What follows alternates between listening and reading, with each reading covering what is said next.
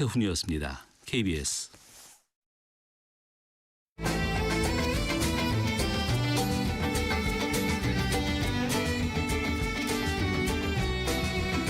오늘을 함께하며 여러분의 내일을 응원합니다.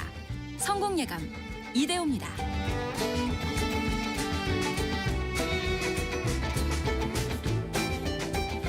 성공예감 이대호입니다. 2부가 시작됐습니다. 금방 10시 5분이 됐고요. 3월 6일 금요일 오전 10시 5분 생방송으로 또 함께하고 있습니다. 오늘 경제상식 퀴즈 정답은 OECD였습니다. OECD 경제협력개발기구.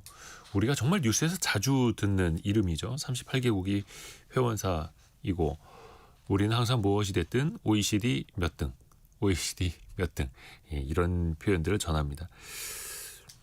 우리의 뭐 물가라든지 고용이라든지 생활 지표들은 조금씩은 나아지고는 있다고 하는데 삶의 질, 행복도만큼은 여전히 국민들이 OECD 하위권으로 인식하고 있다라는 거. 근데 그조차도 OECD와 비교하면서 인식하고 있다라는 거. 아이러니하죠. 아까 2091님 정답 OECD. 무슨 말을 해야 커피 쿠폰을 주실까요? 라고 보내주셨는데 아무 말씀 안 하셔도 됩니다. 고맙습니다. 2091님.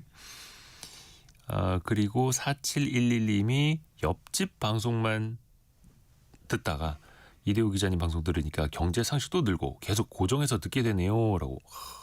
잘 선택하셨습니다. 빠져드셨습니다. 이제 큰일 나셨습니다. 4966님이 OECD로 사행시 보내주셨네요. 오늘도 이 시간에 시작을 대호님과 함께합니다. 이분 좀 잘하신다. 5165님. 우리의 삶은 점점 더 각박해져요. 행복지수도 자꾸 하락이네요. 라고도 보내주셨고요. 삶의 질, 삶의 만족도가 OECD 하위권이다라는 뉴스도 일부 때 전해드렸는데요. 사실 이제 포인트를 어디에 두느냐가 중요한 것 같습니다. 특히 이제 한국 사람들의 특징이 아난다마이드라고 하는 행복 전달 물질이 스스로는 잘 안 나온다고 합니다. 다른 나라 사람들이랑 다르게. 계속해서 그게 어떻게 보면 성장의 원동력은 될 수 있겠으나 스스로 행복지수는 또 낮추는. 그래서 우리가 가진 것에 만족해야 되는데요. 예전에 왜 부탄 그 나라 사람들의 행복도가 제일 높다고 그랬잖아요. 근데 부탄에 이제 인터넷이 보급이 되고 스마트폰이 보급되면서 그분들도 다른 나라 사람들이랑 막 비교를 하기 시작했다 하더라고요. 생각할 거리가 좀 많습니다. 여러분의 실시간 의견도 계속해서 보내주십시오. 짧은 문자 50원, 긴 문자 100원이 드는 샵 9730 그리고 비용이 들지 않은 KBS 콩은 계속해서 열려 있습니다. 오늘 증시 역시나 변동성이 좀 있습니다. 코스피 1% 하락 출발했다가 상승으로 돌아섰다가 지금은 1.5% 하락하고 있고요. 딱 5,500이네요. 83.8포인트 떨어진 5,500. 코스닥은 아까 2% 넘게 상승폭 확대하기도 했고 코스닥 150 기준으로는 더 많이 올라서 매수 사이드카가 발동이 됐었죠. 개장 초에. 그런데 지금은 0.95% 정도로 상승폭이 좀 낮아지기도 했습니다. 1127 가리키고 있고요. 삼성전자, 하이닉스가 나란히 3%대 하락폭을 보이고 있고요. 아까 2% 넘게 올랐던 현대차는 하락으로 돌아섰고요. 한화 에어로스페이스 같은 방산주는 5% 이상 오르는 흐름들 나타나고 있습니다. 한화 시스템도 7.7% 올라가고 있네요. 현대로템은 2%대 강세, LIG 넥스원이 거의 15% 올라가고 있고요. 중동 지역에 수출한 천공, 요격 확률이 96%대다. 물론 이게 확인이 됐는지는 모르겠습니다만 그런 보도들이 좀 나오면서 우리 방산주들이 오늘 또 급등을 하고 있습니다. 코스닥 내에서는 시가총액 상위 종목들 좀 등락이 있네요. 상승하던 것들 하락으로 돌아서는 것들도 있고요. 변동성이 좀 많이 이어지고 있습니다. 원달러 환율은 1476원, 77원대를 오가고 있습니다. 중국 증시를 보면은 최근에 조금 상대적으로 안정적인 흐름이 이어지고 있습니다. 상하이 종합지수는 4,100선으로 어제도 오름세가 이어졌는데요. 오늘도 장중에는 양원 흐름이 이어지는 것 같고 또 중국에서는 최대 정치 행사인 양회가 열리고 있는데요.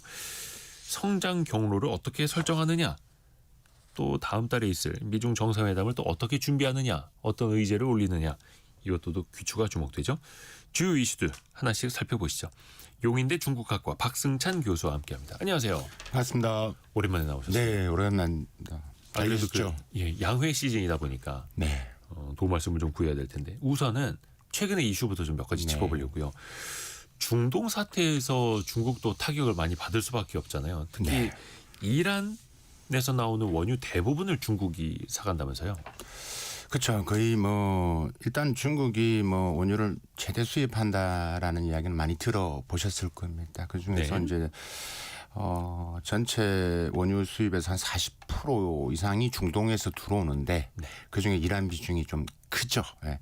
그래서 근데 뭐 사실 전체 중국 원유 수입에 차지하고 있는 비중은 뭐 한 13% 정도에 들어갑니다. 그러니까 뭐 비근한 예를 든다면 하루 평균 중국 원유 수입량이 약 한 1,200톤 가까이 되는데 그 중에서 뭐 한 138만, 한 140만 배를 들어오니까 한 3% 정도를 차지한다. 그래서 중요하죠. 네, 중요합니다. 중요하기 때문에 이번 사태를 중국이 매우 유심히 들여다보고 있다. 근데 사실 이 에너지 안보가 중국에 미치는 영향도 있지만 그거 말고도 중국이 좀 일단 부정적인 영향 측면에서 이야기를 한다라면 더 추가적으로 몇 가지가 있을 수 있습니다.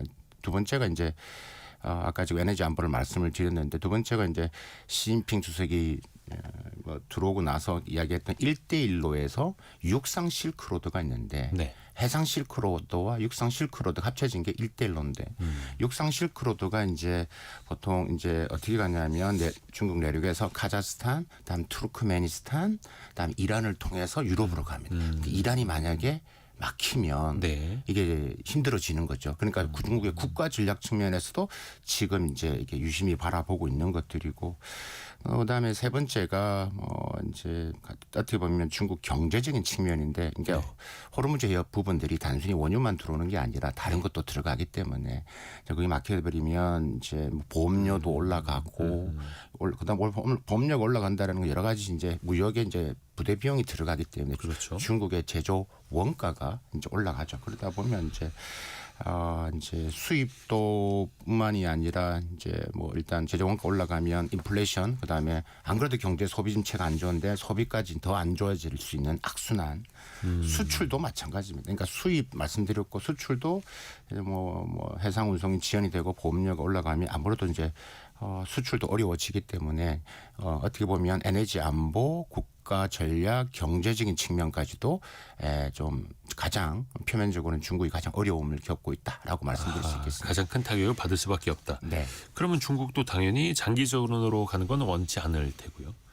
다른 그 원자재 수입 가지고 같이 있으니까 뭐 네. 메탄올도 호르무즈 해협 쪽으로 많이 맞습니다. 이게 넘어온다더라고요. 중국 화학 제품에 들어가는데 지금 중국 화학 제품의 굴기 부상이 엄청나거든요. 네. 중국 화학 제품이 올라가게 돼서 지금 성장함으로 해서 우리나라 지금 화학 안 좋죠. 어렵죠. 많이 어렵습니다. 예. 그래서 그 가보시면 어려운 걸 많이 느끼실 텐데 이게 이제 그 화학 제품의 원료 부분들이 호르무즈를 통해서 많이 들어오기 때문에 제가 아까 앞에 말씀드렸던 이런 중국 경제 성장에 있어서 중요한 그 부분들이 생명성이라고 어떻게 보면 말할 수도 있는 그 부분에서도 중국이 이제 어려움을 겪게 되는 부분들이죠.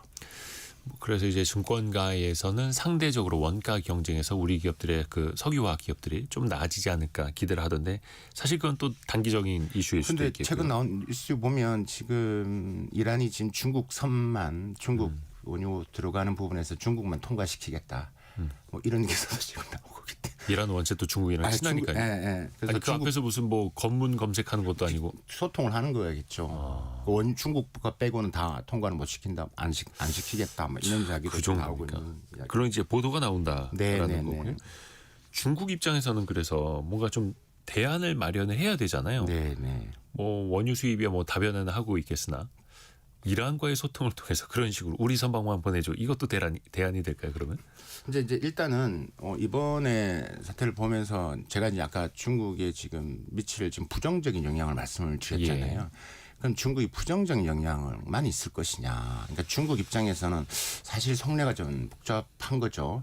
그런데 하면서 한편으로는 이게 이제 어떤 상태로 벌어질까 좀 긍정적인 측면을 제가 조금 더 말씀을 드리다 보면 네. 이렇습니다.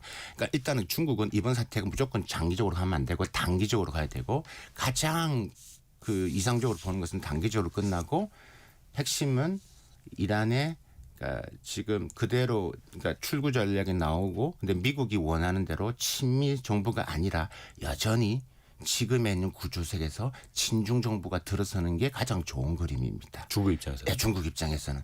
그래서 이제 빨리 어느 정도 끝나고 지금 그대로 계승을 해서 올라가는 게 좋다. 그러면 왜 그런 게 좋냐라고 했을 때 일단은 지금 중국이 전체적으로 봤을 때 지금 미국이 다 지금 중동에 지금 군사를 다 지금 투입하고 입장에서 중국 입장에 대만 해협에 조금 공간이 생기는 거죠. 이것을 자기가 활용할 수 있는 부분들이 생기는 거 전략적으로. 이걸 한다는 무슨 말이냐면 미국이 저런 식으로 그러니까 공격을 하는구나. AI를 저렇게 접목하는구나라는 부분에 있어서 얘는 전략적 공간을 확장하고 볼 수 있는 벤치마킹을 또 할 수 있는 하나의 또 그걸 보는 거고. 패를 읽을 수 예. 있다. 단기적으로 아까 제가 끝나는 게 중요하고 만약에 이제 친중 정부가 그대로 올라간다라면 네. 이란 입장에서는 지금 상황이 안 좋기 때문에 대중국 의존도는 더 심화될 수밖에 없을 것이고 지금 이란의 원유를 사가지고 가는 나라가 이란의 80%가 중국이 10에서 15% 저렴하게 사가야 됩니다. 중국 입장에 이게 안 좋으니까 더 싸게 가져갈 수 있고 이란 입장에서는 지금 재건을 해야 되기 때문에 도와줘. 그러니까 중국의 의존도가 더 높아질 것이고 내 말을 더 많이 잘 들을 거다라고 생각을 하는 거고 또 하나는 이제 이게 이제 이번 사태로 인해서 이제 이 글로벌 사우스에서 국가들 입장에서 중국이 이야기하고 있는 게 글로벌 사우스 국가들의 내가 리더로서 역할을 하겠다라고 네. 지금 이야기를 하고 있는 부분에 있어서 이런 반미 여론이 좀 더 이제 부각되면 중국의 글로벌 영향 입지가 또 올라갈 수 있을 수도 있다. 이런 또 이제 생각을 하는 거고 네 번째는 이제 끝나고 나서 이제 어차피 이제 그대로 이제 친중 정부가 들어온다라면 다시 이제 그 망가진 국토 그다음에 인프라 부분들을 재건을 하기 위해서는 중국 기업들이 다시 또 들어가서 돈을 벌 수 있는 구조가 생기는 것들이죠. 그래서 중국 정부 입장에서는 지금 미국이 막 지금 공격 이스라엘을 하고 있는데 지금 이 중국이 이란에 투자한 인프라라든지 1대1로 부분에서 한 3,500억 달러 이상이 투자되어 있는데 네. 그 부분에서 이제 그게 좀 망가져 버리면 중국은 속내가 조금 더 안 좋을 수도 있죠. 왜냐하면 투자가 자기네가 투자해 놓은 건데. 해놓은 거기 때문에. 이제 그런 좀 지금 긍정과 부정을 제가 말씀을 드린 거고 좀 속내가 좀 복잡한 것들이죠. 그 조금 전에 박성춘님이 이란 핵은 핑계고 이란산 원유가 중국으로 수출되는 걸 봉쇄하려는 목적 아닐까요?라고 보내주셨는데 실제로 그렇게 보시는 분들이 있어요. 왜냐하면 얼마 전에 그 대통령 저기를 공습을 했던 그 베네수엘라나 이란의 공통점이 좀 친중 국가라는 거잖아요. 네, 네. 이게 어떤 뭐 이중적인 계산이 있었을까요? 그렇습니다. 일단은 저는 보실 때 사실 이번에 최근에 나온 외신 또 보면 어떤 게 있냐면 지금 이번에 공습을 하기 전에 5일 전에 네타냐후 총리가 트럼프 대통령 전화를 했다고 그랬죠. 그래서 이번 이란 전쟁의 가장 승자는 미국도 아니라 네타냐후라고 하는 이유가 이스라엘. 예, 네타냐후 이스라엘이다. 그래서 전화를 했을 때 그러면 이제 미국이 왜 그런 거기에 지금 네타냐후 총리의 말에 의해서 공습을 시작했느냐. 물론 이게 집중적으로 테헤란이 지금 모든 지도자 다 했기 때문에 이게 절호의 찬스다. 이번에 해야 됩니다라고 했는데 그 이유는 핵도 있지만 하나는 중국이라는 아까 지금 원유가 들어가는 거 있지만 지금 이란에 제가 아까 1대1로 말씀을 드렸지 않습니까? 네. 중동에 그러니까 이란의 중국화가 매우 심화되고 있고 중국 입장에서는 지금 미국과의 이런 지금 전략 경쟁에서 지금 이란이 가장 전략적 파트너서 중국과 이란은 동맹은 아닙니다. 전략적 파트너입니다. 그래서 이란의 중국화를 막아야 됩니다. 이 말을 네타냐후 총리가 더 강력하게 했습니다. 그러니까 트럼프 대통령의 트럼프 머리 입장에서는 지금 이란의 핵 문제는 어제 오늘의 이야기가 아니고 계속 협상을 진행되고 있는 상태입니다. 그렇죠. 그러니까 뭘로 자극시켰을 것이냐 네타냐후가. 그러면 결국은 이대로 놔두면 중국이 거의 이란의 중국화가 되고 걸프 협력국가 이미 중국도 그 영향을 펼치고 있기 때문에 점점 중국화되는 게 더 심화될 것입니다. 라고 더 설득을 했을 가능성이 있다. 그래서 이번에 공습에도 결국 배후에는 누가 있다? 드러나지는 않지만 트럼프 머릿속의 한 구석에는 중국의 이런 우리가 지금 이란의 중국화 혹은 중동 지역의 중국화를 막아야 된다라는 게 포석에 깔려 있을 것이다. 이게 4주 만에 끝난다고 했잖아요. 4주 이후에 끝나고 나서 지금 네. 3월 30일 날 지금 트럼프 대통령이 중국하게 되어 있습니다. 그 끝나고 이제 엄비되고. 그러니까 속내는 야 네가 지금 중동 부분 특히 이란을 거점에서 중국화하는 부분들 쉽지 않다라는 것을 무언의 압박 보여지는 하나의 심리적인 요인도 있다. 저는 이제 그렇게 이제 분석을 하고 있고 매체는 그렇게 보지 않지만 그런 요인이 컸을 것이다라고 저는 봅니다. 실제로 미국 언론에서도 트럼프가 이스라엘의 꼭두각시 아니냐 이런 비판이 좀 나오고 있는데 트럼프는 또 강력하게 막 반박을 했죠. 네. 이거는 내 의지에 의한 거다 이렇게 또 이야기를 했고 근데 하여튼간 이런 식의 계산이 깔려 있을 것이다라고 또 보는 사람들도 많더라는 거. 네. 왜 그 사우디나 아랍에미레이트 같은 그 중동 지역 국가들이 중국도 어떤 그 중재 역할을 하라 맞습니다. 압박을 하더라고요. 네. 그러면 지금 중국이 경제적인 영향도 있기 때문에 중재자로 나설 가능성. 교수님은 어떻게 보세요? 중재자 역할을 지금 하고 있는 게 중재자 역할을 하려고 하죠. 근데 적극 안 나서잖아요.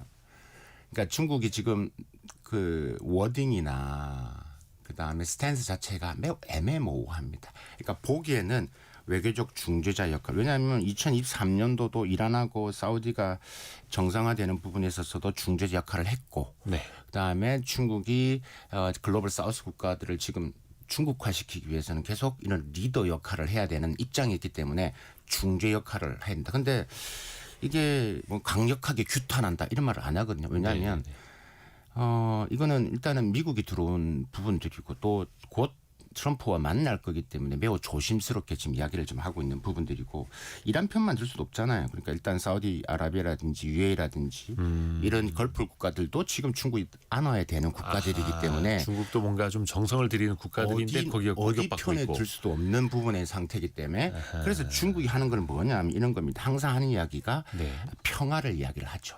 그렇죠. 예, 중국은 평화를 이야기를 하고 이제 가장 중국이 잘하는 멘트가 유엔 헌장에 따라서 국제법에 따라서 이런 멘트를 외교부 대변인이 많이 합니다. 그래서 이런 뭐 무력 침공은 반대한다 이런 식의 멘트 워딩이죠. 그 되게 교과서적인 건데. 그렇죠. 그런 정도밖에 안 한다는 거죠. 그러니까 중국의 외교 전략이 그게 뭐 한 3단계로 정리가 됩니다. 일단은 말씀드렸다시피 1단계 대외적으로 평화를 이야기한다. 근데 평화를 할 때 워딩을 뭘 갖다 쓴다? 유엔의 헌장을 갖다 쓴다. 예, 그런 식의 이제 이야기를 하고 지금 하고 있는 중국의 스탠스가 지금 그런 부분입니다. 그래서 대외 평화를 구축한다라는 부분이고 그다음에 두 번째는 군사 개입은 안 한다. 혹자가 이런 말을 하죠. 지금 이란이 이렇기 때문에 지금 중국의 여러 가지 이런 군수 물자가 지금 뭐 우리가 그때 우크라이나 전쟁 때도 지금 중국산 들어갔다 하는데 이번에도 어떤 경로를 통해서 들어갔을 것이다. 무기를 지원하지 않겠느냐. 그런데 이번은 이라네요. 상황이 다릅니다. 이번엔 미국이 참전하기 때문에 상대가 미국이니까. 그런 어리석은 짓은 하지 않습니다.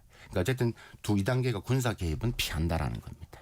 상대가 미국인 싸움에서 이란에다가 무기를 제공을 하면 그건 이제 간접 전쟁이 되니까요. 그렇습니다. 그거는 뭐 안 되기 때문에 그래서 이제 군사개입 피한다. 제가 중국 대외 외교적 일반 제3지역에서 분쟁이 났을 때 이야기입니다. 첫 번째 평화를 구축한다. 대외적으로 유엔 헌장을 갖다 쓴다. 두 번째 군사개입은 피한다. 그다음 세 번째가 경제적으로 이제 협력을 통해 경제적으로 해서 영향력을 키워서 내 밑에 들어오게 만든다. 이런 방식으로 보통은 하는 게 일반적인 중국의 대외 전략이죠. 뭔가 좀 선을 넘지 않으려는 절제하는 게 또 보이기도 하고요. 또 중국 입장에서 보면은 역시나 4월 미중 정상회담이 또 신경 쓰일 것 아닙니까? 맞습니다. 이게 3월 31일에서 4월 2일까지 한 2박 3일로 나와 있는데 그 판을 깨지 않으려고 하는 거는 똑같은 거예요. 그렇습니다. 그게 가장 중요한 부분들이죠. 그래서 지금 서로가 지금 입장이 껄끄러워 있는 부분들이죠. 지금 입장을 반대한다라고 이야기를 했고 하지만 그 선을 지키고 있는데 어쨌든 중국과 이란은 전략적 협력 파트너인데 어느 정도까지는 역할을 해야 되는 거야 할 것 같은데 그 선을 지켜야 되는 부분. 왜냐하면 일단 한 달 후에 곧 만날 거기 때문에 미국 트럼프 대통령 입장에서도 마찬가지죠.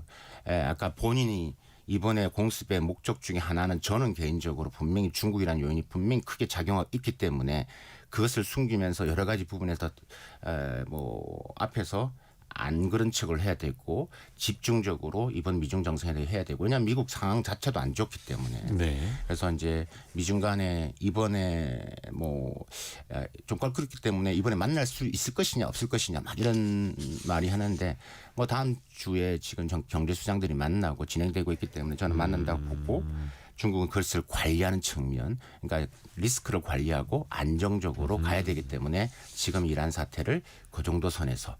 근데 가장 중요한 게 뭐라고요? 빨리 끝나줘야 됩니다. 절대 친미 정부가 들었으면 중국은 상황은 좀 달라집니다. 지금 제가 아까 말씀드렸던 몇 가지 네 가지 부분들이 중국이 생각하고 계산기를 두드리고 있는 네 가지가 있는데 그게 흐트러집니다. 이란의 친미 정권을 과연 세울 것이냐 말 것이냐 이것도 이제 귀추가 주목되는 바인데 미국과 중국의 생각은 뭐 당연히 180도 다를 테고 그런데 또 친미 정권을 세우는 게 또 쉬운 거는 아니라고 하고 그렇죠. 지금 상황이. 시간이 또 더 오래 걸릴 수 있으니까 그게 지금 중국이 생각하는 부분들이죠.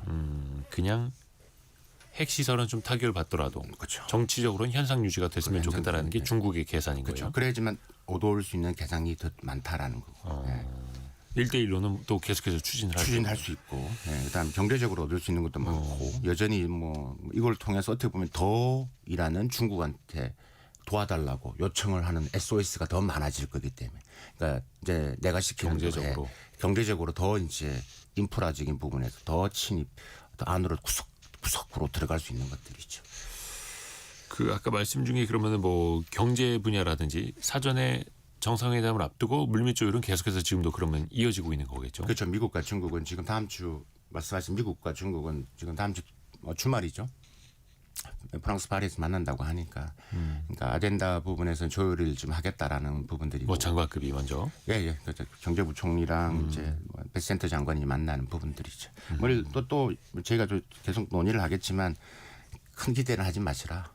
저는 이제 일단은 먼저 그래도 오랫동안 이것을 만나는 게 어디냐 뭐 이런 겁니까? 그렇죠. 관찰을 하고 입장에서 일단 만나는 것 자체가 두 나라 입장에 필요한 부분들입니다. 지금 그래서 그렇다고 시장에서 기대하는 뭐 미국의 대중국 제재가 완화된다든가 혹은 뭐 극적인 타협을 이룬다 그런 건 없다. 뭐 중국의 속내와 미국의 속내는 매우 명확하게 나타나 있기 때문에 그래서 이미 중국은 미국의 속내를 다 간파하고 있고 이번에 양해에서도 이제 그런 것들이 뭐 여러 가지 내용들이 나왔는 내용을 봤을 때도 그런 것 같습니다. 그래서 중국 입장에서는 뭐 트럼프를 통해서 대만 독립을 반대한다는 게 핵심일 것 같고, 핵심일 것 같고, 그래야지만 이게 또 시진핑 주석의 또 사연임과도 또 연결이 됩니다. 제가 앞에서 이란 문제를 했는데 이란 문제가 안 좋고 지금 상황이 안 좋고 전체 국제 질서가 안 좋아질수록 어떻게 보면 시진핑 주석의 시진핑 입장 속내는 반대급부 쪽 이렇게 생각할 겁니다. 난세가 자꾸 힘들어질수록 영웅을 찾게 돼 있다. 그러면 결국은 사연임으로 갈 수 있는 내년에 사연임으로 결정되는 과도기군요. 내년이. 이따가도 또 여쭤보겠습니다만 중국의 경제가 좋건 안 좋건 또 코로나 때도 뭐 억지 봉쇄를 또 오래 하기도 했었고 그냥 시진핑 주석의 사의원이면 그냥 기정사실 아니야 또 이렇게 보시는 분들도 많거든요. 실제로는 그게 쉬운 건 아니에요. 그렇죠. 그렇게 보기는 좀 그렇고요. 지금 전후적인 대내외적인 상황이 그렇게 가는 것 같습니다. 지금 내년이 중국 인민해방군이 100년이 되는 해입니다. 그래서 이 강군에 대한 부분, 그러니까 군이 더 중요하다는 거. 이번에 중국인도 다 봤잖아요. 야, 이 베네수엘라 한 나라의 대통령을 2시간 만에 그냥 납치해가지고 한 나라를 그냥 폭격을 하는구나. 자강이 안 되면 안 되는 거구나. 라는 것들이 속내는 지금 안 좋지, 그러니까 뭐 부정적인 영향을 말씀하셨지만 또 한편으로는 또 그렇게 생각할 수도 있는 거거든요.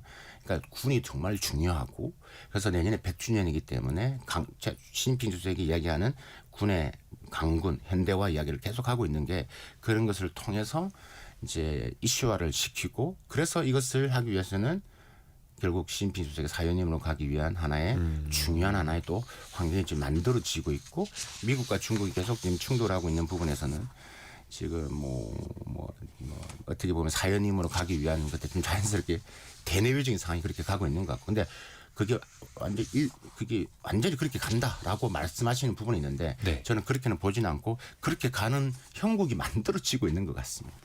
조건들을. 그러면 미국과 중국 사이에서 이제 4월에 정상회담을 할 때 뭐 큰 기대는 하지 말라고 말씀해 주셨습니다만 서로 뭔가 꺼내들 카드 양보할 게 있을지는 모르겠지만 서로 요구할 것들이 있잖아요. 의제 올릴 것들. 뭐 휘토류 수출 통제라든지 맞습니다. 타이완 이슈라든지 반도체 수출 규제라든지 맞습니다. 어떤 순서로 좀 이야기가 되게 될까요? 일단은 크게 타이완과 그다음에 이제 통상 이슈가 가장 큰 부분들이겠죠. 그러니까 중국은 뭐 미국을 바라볼 때 딱 두 가지입니다.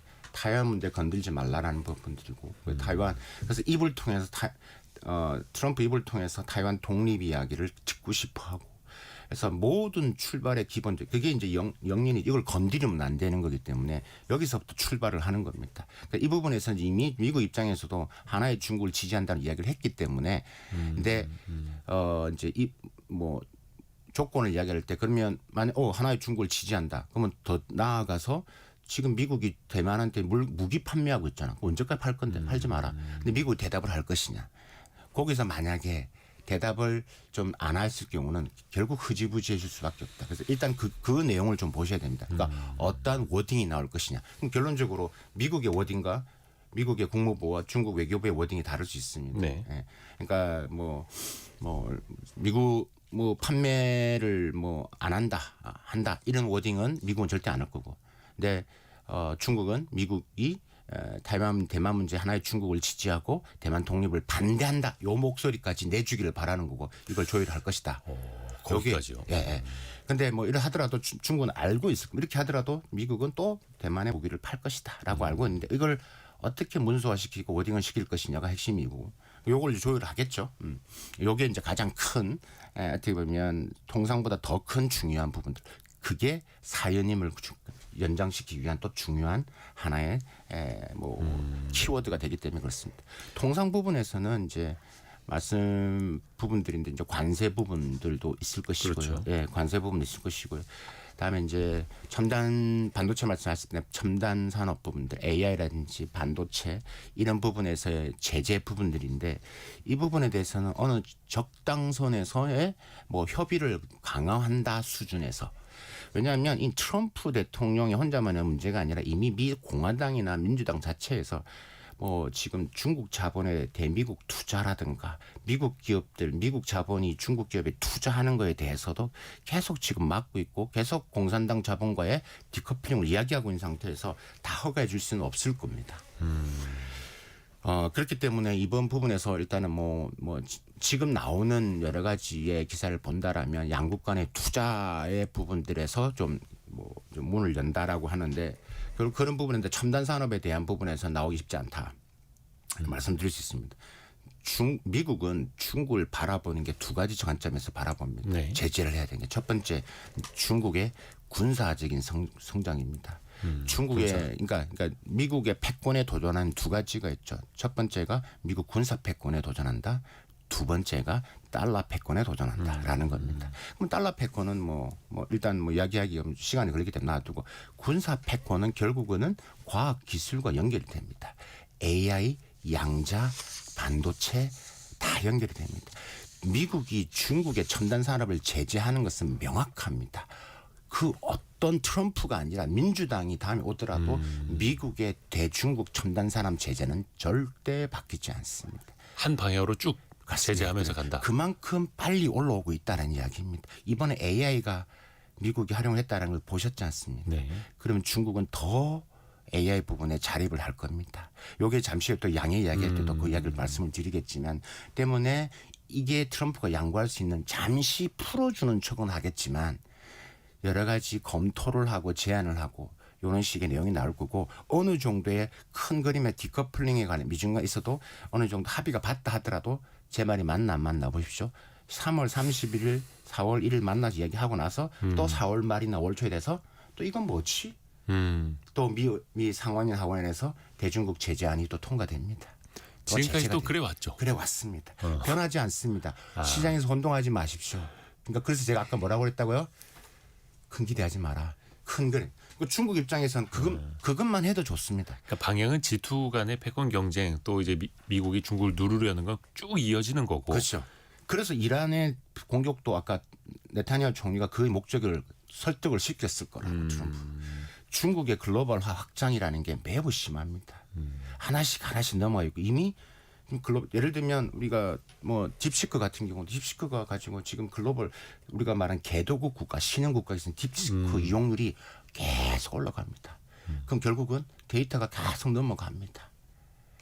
그래서 그런 부분에서 심각하게 바라보는 것들이죠.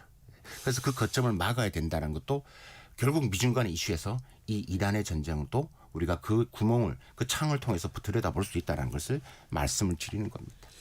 이미 또 중국이 외교적으로 장악을 해 나가고 있는 부분들이 분명히 또 있으니까 무시할 수도 없는 거고요. 좀 경제적인 이야기 더 넘어가기 전에 또 현재까지 들어있는 뉴스도 한번 또 전달을 해드리겠습니다. 용인대 중국학과 박승찬 교수와는 이야기 잠시 후에 또 이어갈게요. 라디오 정보센터 다녀옵니다.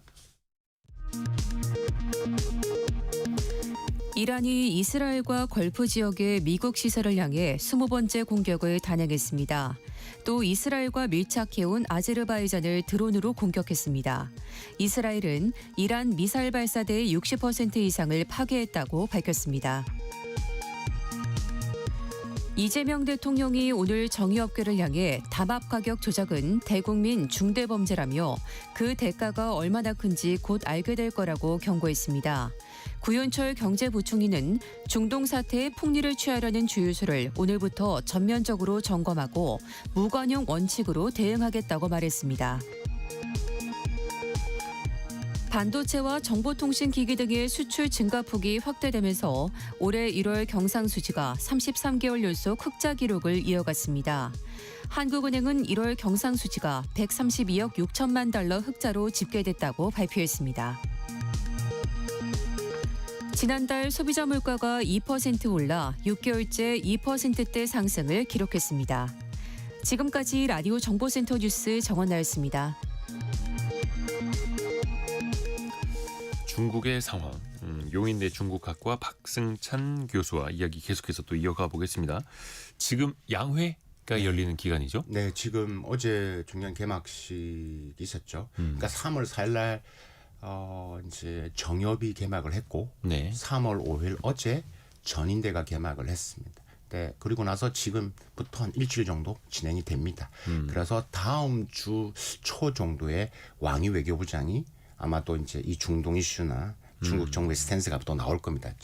기자들과 이제 간담회를 하기 때문에 어쨌든 양의가 이제 시작됐다라고 말씀드릴 수 있을 것 같고 핵심은 어제 이제 총리의 이제 정부 업무 보고에 예. 전 세계 관심을 가졌죠. 중국이 올해 몇 % 성장을 할 것이고 그거죠. 15차 5개년 계획이 올해부터 시작되는데 15차 5개년 계획이라는 것은 2026년도부터 2030년도까지 중국이 앞으로 거시적으로 어떤 산업을 키우고 어디에 돈을 투자하고 어떤 방향으로 나가겠다라는 게 15차 5개년 계획이기 때문에 올해가 첫 해 연도이기 때문에 그래서 올해 양해에 매우 중요한 관전 포인트 그다음에 전 세계가 도대체 중국이 뭘 하려고 하는 거야. 특히 미국은 하나하나 엄청 곱씹어 볼 겁니다. 그냥 말씀드렸다시피 첨단 산업은 어디로 간다?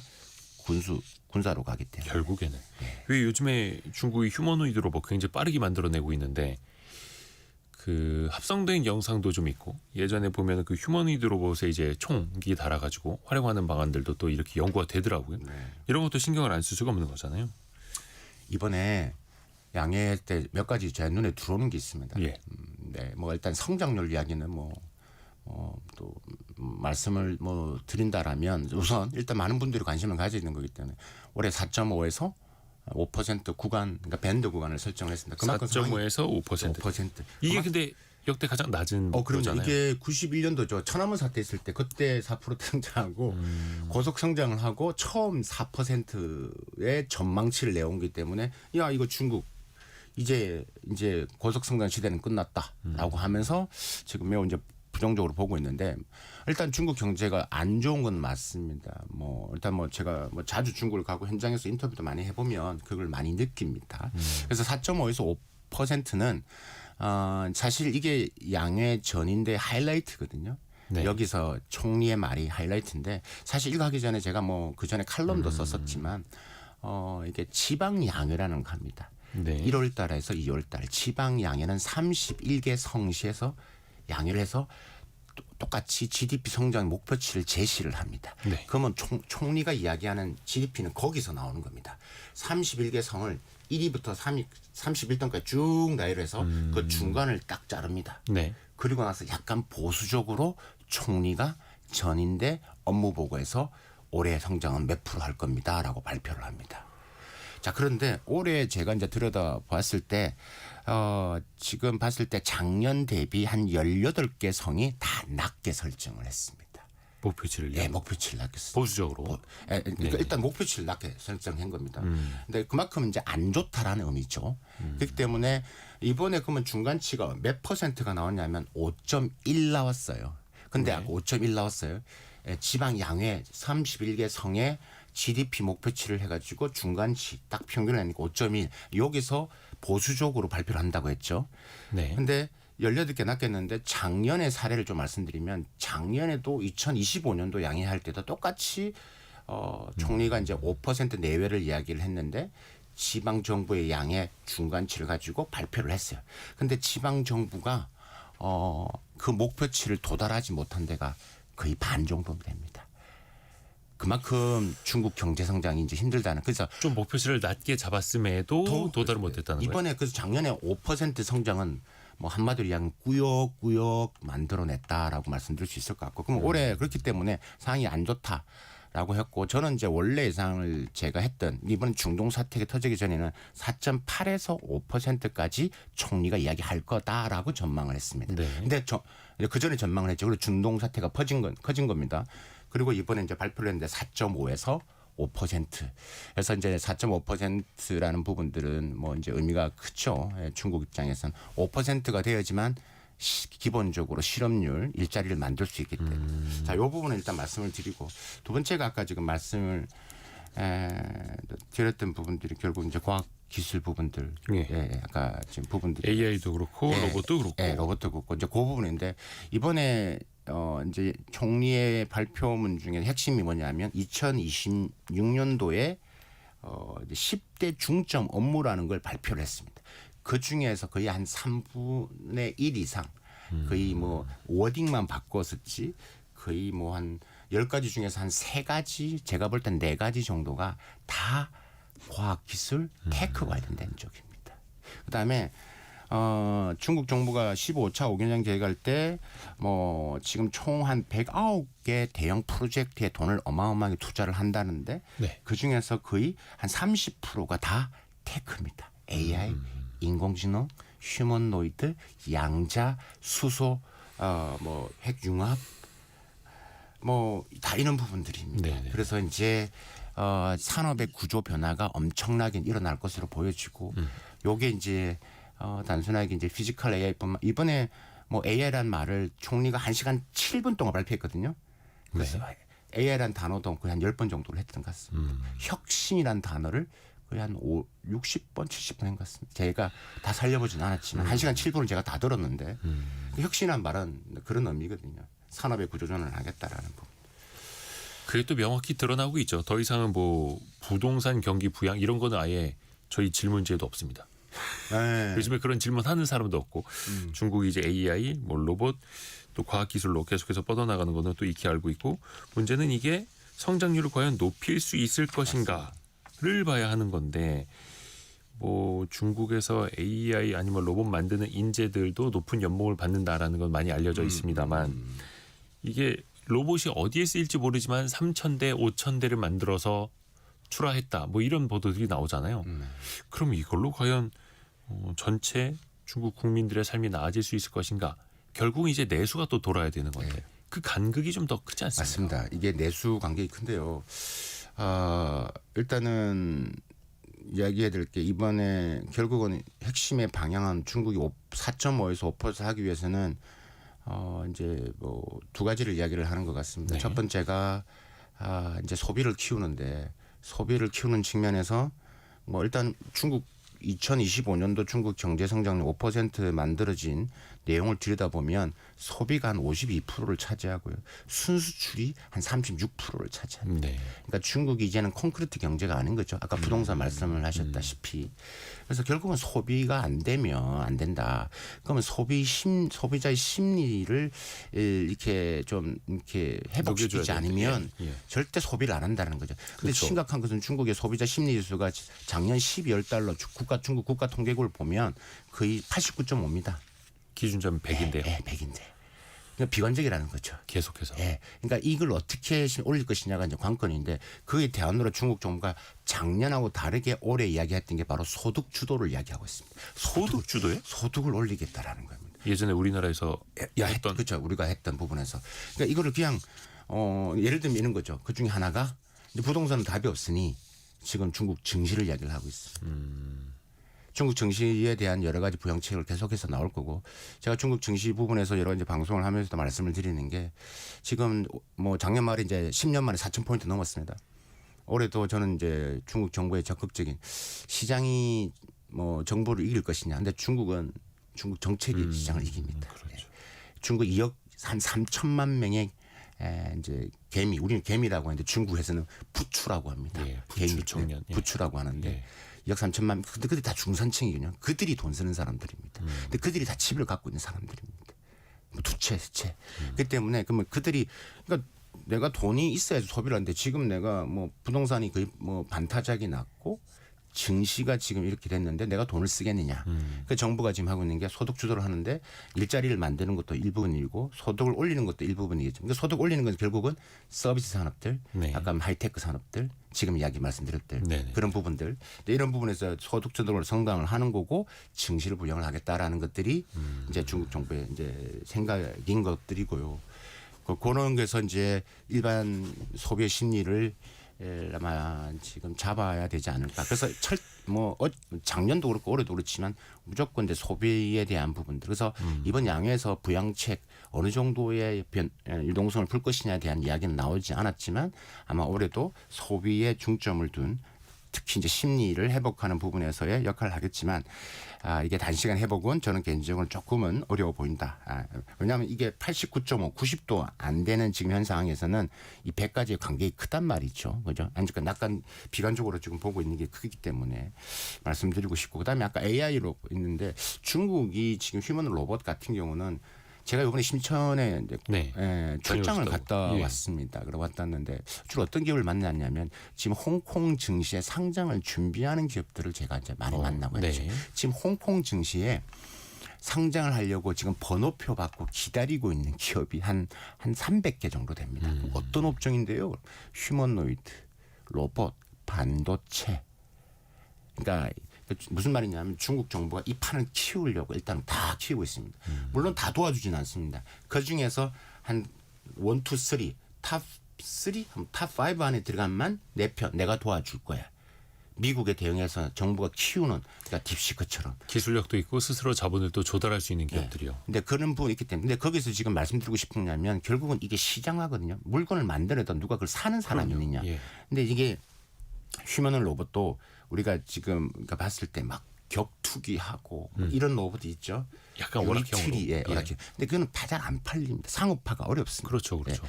근데 그런 부분인데 근데 그거보다 더 중요한 게 뭐냐면 이것을 가지고 이제 일반적으로 응용 분야가 가능한 분야들.